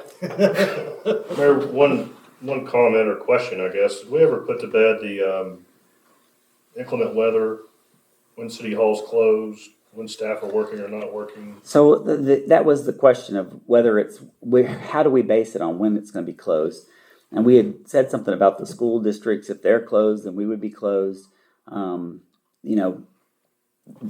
difficulty is Goshen is Elkins School District partly, Fayetteville School District mostly, tiny bit of Springdale School District. So which one? And if everyone's closed but one, do we still close City Hall? So, Kashana actually this week, I actually had taken my kids to school because Fayetteville was open. I didn't know that all the other schools were closed. Kashana lives in Springdale and ended up finding out that all the other schools were closed. Didn't realize Fayetteville wasn't closed and closed City Hall. So I called that morning and said, "You're not at City Hall yet?" Because it was like 8:30. She said, "No, City Hall's closed today." I said, "Why is it closed?" She said, "Well, because the schools are closed, but I just realized Fayetteville's not." And I said, "Yeah, I just took the kids to school, so I know Fayetteville's not." And so that is a good question. I don't know if you guys want to make a decision specifically. We did make a decision when we talked about that. And the decision was that we would follow Fayetteville. To Fayetteville only. That was my Correct. recollection. Okay. That was, I read it in the minutes. Okay. yeah. So the question Rich I have and I about and that, Paula all said that as Okay. well. We can do that, but we'll just make sure that I she mean, looks at that's- Fayetteville only. Okay. Brian, you said we But have. I think that we need- Suggest we just follow it, so. But that ordinance doesn't address this issue. Okay, So- does it need to? That's Well, the question. Or can we just set it as a policy? It doesn't need to necessarily. And I will say that we were all at City Hall on the day that City Hall got closed. It's just that she couldn't take it back off of the Facebook site because she'd already submitted that it was closed. So in that, for that example, and I wasn't just picking that one out, I know we talked about it and didn't know if we finished the decision. Are staff then working remotely? Yeah. Being paid, and just like a normal day, just City Hall itself is? Well, we were actually all at City Hall on that day. I mean, they didn't get there till later. I think Kashana probably got there around 9. And Lacey, you were there that day too, right? Say that again, I'm sorry. Was that Monday? Yeah, I think That it was was Monday. Monday. Were you at City Hall on Monday, or was it just me, Kashana, and David? Yesterday? No, Monday. Yes, Yesterday. Yesterday. Oh. Yesterday was Monday. Yes. That Monday. You said Monday like it was We're all- I know. Yes, yesterday, Still need to go home and I go to did, bed. I lived in Elkins, my daughter was home from school, and after Kashana and I talked about 6:30, we did decide to close the schools, we posted it on Facebook. And then at like 9 o'clock, I was like, the weatherman's a liar. So, I did opt to stay home the rest of the day. I worked from home. stayed So home with my Kashawn and I daughter, were there with but Dave. Kashawn was at the office, yes. But I think that this just brings up a good point. I think we know why they closed the schools. I mean, for the most part, you know, even if the blacktop roads are good, the dirt roads ice over and they can't get out there with the buses and what. So that has a big play on whether the schools are closed or not. I think a lot of times they end up keeping them closed because the dirt roads don't thaw out and the buses cannot go out on them, even though all of the blacktop roads are bare dry. Well, we're happy to follow the Fayetteville. Just follow Fayetteville. If Fayetteville's closed, we'll be closed, and if Fayetteville's open, we'll be open. So. And I think it's your discretion to manage your team. Yeah. But if we're staying home to babysit kids, are we putting in 8 hours of work? I don't know. Yeah. No, I mean, I can tell you, Kashawn and I were there all day on Monday, yesterday. So. Yeah, I think remote work That was yesterday. Yeah. Any other discussion? Any public input at this point? Come on up.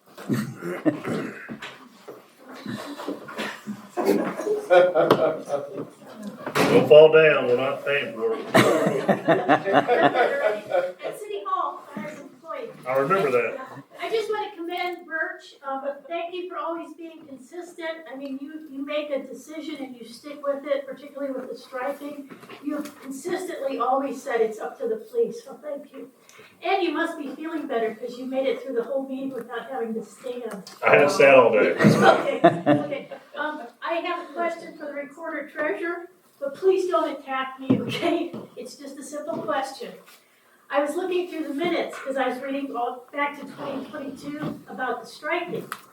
And the most recent ones, June 13th, July 11th, July 24th, August 8th, September 12th, and October 10th. I know that there were many issues with corrections, but all the minutes have always had the mayor's signature on them. And I'm just wondering You'll why. have to ask him that. Why are you not signing them? Because they don't look like they're. Yeah, they're not to what I would consider my standard, so I have refused to sign them. Okay, gotcha. Thank you. Is that okay, Brian? It is. You all are approving them. Oh, Yeah, Yep. We approved He doesn't it. have to I've already called Municipal League. I don't have to sign it. Okay, I'm not gonna keep everybody here much longer.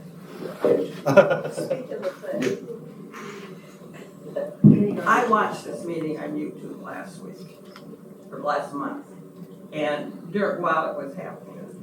And I'm out there frequently, and I have a hard time hearing everybody.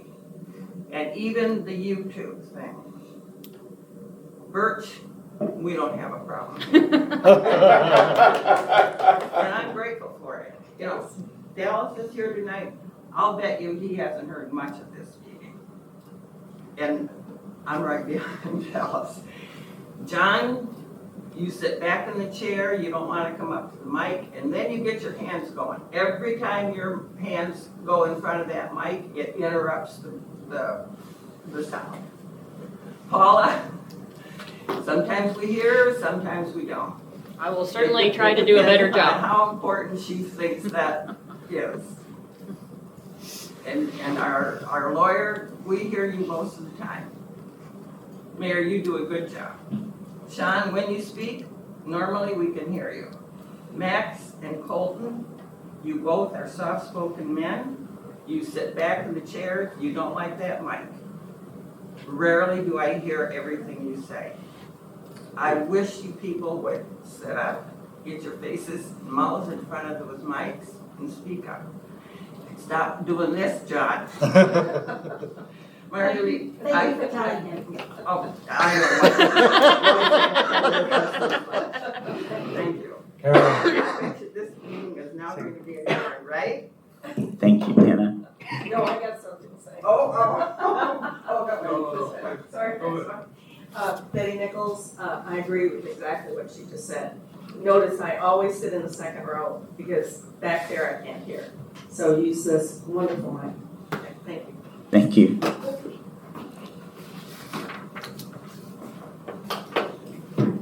I'm not gonna use the mic, but you should be able to hear me. If you can't, just tell me. There was progress on the gate ordinance issue. A decision was made to put this into a focus group, talking group, working group, whatever it's called. But I don't want that to be the red herring and what has become an obvious liability for the business of the city, in that there can be a set of parameters whereby the city council can be completely subverted and ignored.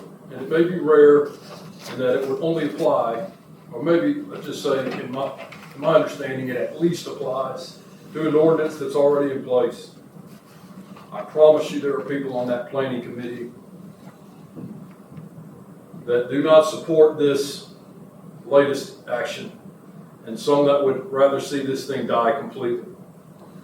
It's important to me that if it dies at city council, where the people who are elected to lead the city make decisions, not by a subcommittee. So I would implore you to take whatever steps are necessary. I have no idea what they are, I don't know who's involved, but whatever's necessary to fix this, because in the future, maybe it's a bigger issue that you have your authority yanked out from you on. And even if that never happens, this is not right. The city council should have the final say. And I don't want it to be, like I said, a red herring that just makes this, we've got this decision, we're gonna work on that. We need to fix this other thing. It's even more important than the gate thing. And I'm the one pushing the gate thing. So that's how I feel.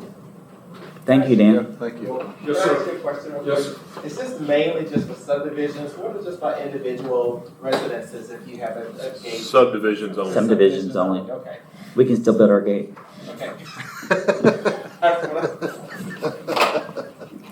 But Dan, let me ask a quick question, because I agree with you. And I think the genesis of your point is how the ordinance is written now, unless action is taken, it never makes it to city council. I would defer to the. That's what you all approved of in the subdivision regulations. That's the way it reads. Yeah. That's my point. Yep. That's why it got brought up. That I think Dan, myself, I think there was a lot of concern about, just wasn't ever discussed. Well, I think it's bigger than gates. I think it's. Correct. Yes. The planning commission does not have to bring it forward Mhm. unless they take action. And Correct. that's what Dan is That's referring what I'm to. trying to make sure I Yes. understand. That's all. We're tracking.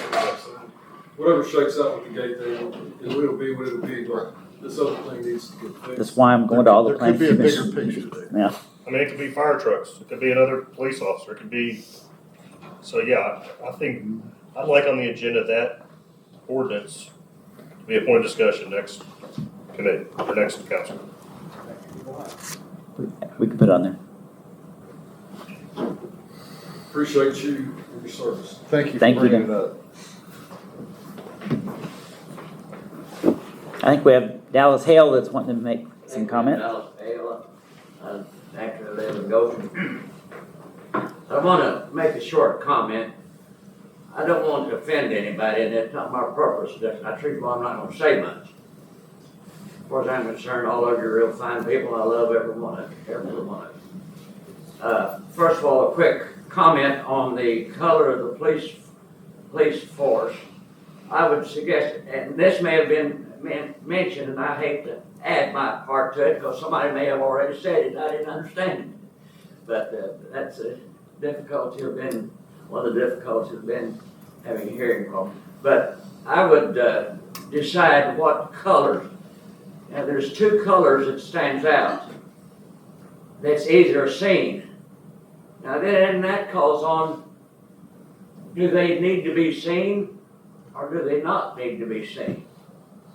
That's the first thing. So, if you want them to be seen, or if they want to be seen, and I think this work, in my opinion, it's a good idea to listen to the police officers, because you'd be surprised how much they know about colors.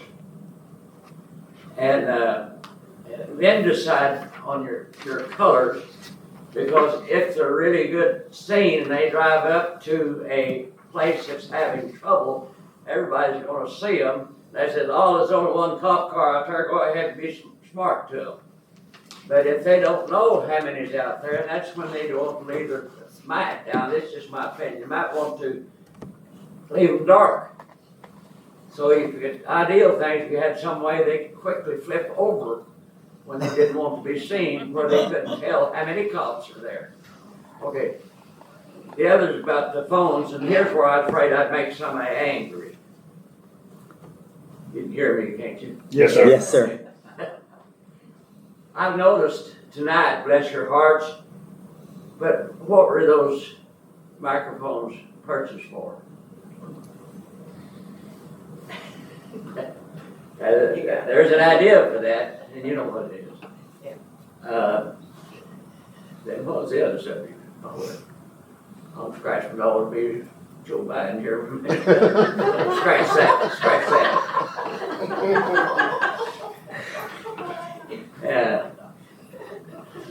But anyway, she made some good points, and I really, I don't want to take on whatever work. Thank you for letting the people know. Oh, I know what it was. The guy, where is he? He has a perfect good voice, but it's a little bit different tone than a lot of us use, and there's nothing wrong with that. But most people with a hearing impairment, it's not the volume. We hear you talking, but it's the tones, and sometimes where you're mumbling a little bit, like I do sometimes. Somebody says, quit mumbling. But don't do that. But this is important, sir. Whether you got a good voice or where it not, because it brings out that tone for us hard of hearing for us to. But you'd be good at it if you go ahead and use it. Understood. It helps your tone, that hard of hearing here.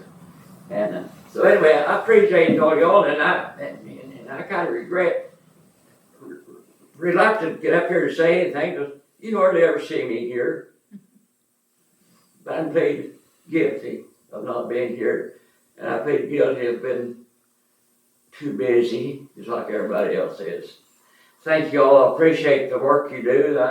I try to keep a little bit close.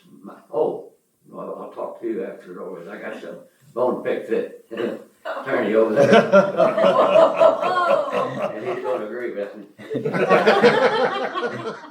And anyway, thank you all a lot for the time you have to take out for your families, be down here and do the work for we the people. And here I stay at home and I don't do anything. So I thank you all a lot. Thank you, Dallas. Thanks, Dallas. And if I could recommend the next Citizen of the Year award, you guys keep that in mind, okay?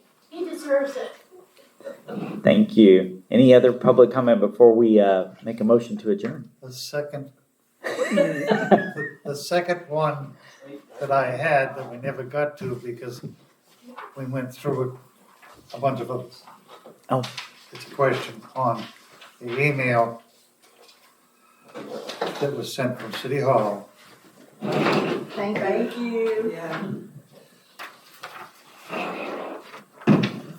We were supposed to be getting clip-ons that would go over the PA system, but then I find out the clip-ons actually only go to YouTube. That is correct. So I will tell you, we've looked into clip-ons for the mics, and there's not a really good option for them to connect to this type of system. The only ones that would really work are the type that go around and have the mic that attaches. So we can look at purchasing those if that's what you guys prefer, but you have to wear it over your ear and you have to come around.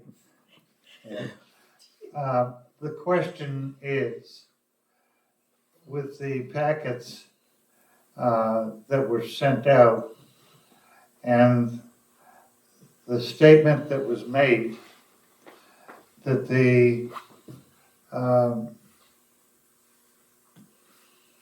2023 budget will be sent out as soon as possible, as well as 8C and 8F.